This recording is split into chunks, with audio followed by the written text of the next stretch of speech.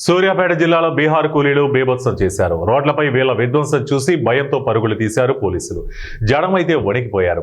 పాలకేడు మండలం Janpadu Deccan cement factory వద్ద జరిగిన ఈ ఘటన సంచలనంగా మారింది. 2025 సెప్టెంబర్ 22వ తేదీ ఉదయం జరిగిన ఈ ఘటన పూర్తి వివరాలు ఇలా ఉన్నాయి. సూర్యాపేట జిల్లా పాలకేడులో డెక్కన్ సిమెంట్ ఫ్యాక్టరీ ఉంది. ఈ ఫ్యాక్టరీలో చాలా మంది బీహార్ కూలీలు పనిచేస్తున్నారు. ఇటీవల ఫ్యాక్టరీలో పనిచేస్తున్న బీహార్ రాష్ట్రానికి చెందిన ఓ కార్మికుడు ప్రమాదవశాత్తు చనిపోయాడు. బాధిత కుటుంబానికి నష్టపరిహారం ఇస్తామని యాజమాన్యం అప్పట్లో ప్రకటించింది.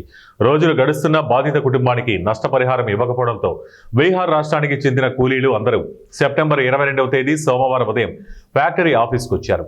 నష్టపరిహారం విషయంలో మేనేజ్మెంట్ నుంచి ఎలాంటి క్లారిటీ రాకపోవడంతో బీహార్ కూలీలందరూ ఒక్కసారిగా ఆగ్రహంతో ఊగిపోయారు. ఫ్యాక్టరీ ఆఫీస్ ధ్వంసం చేశారు. అద్దాలు పగలగొట్టారు. ఆఫీస్ మొత్తాన్ని ధ్వంసం చేశారు.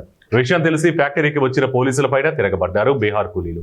ఫ్యాక్టరీ ఆవరణంలో అరాచకం చేశారు. పరిస్థితి చక్కదిద్దడానికి ప్రయత్నించిన పోలీసులను తరిమి కొట్టారు.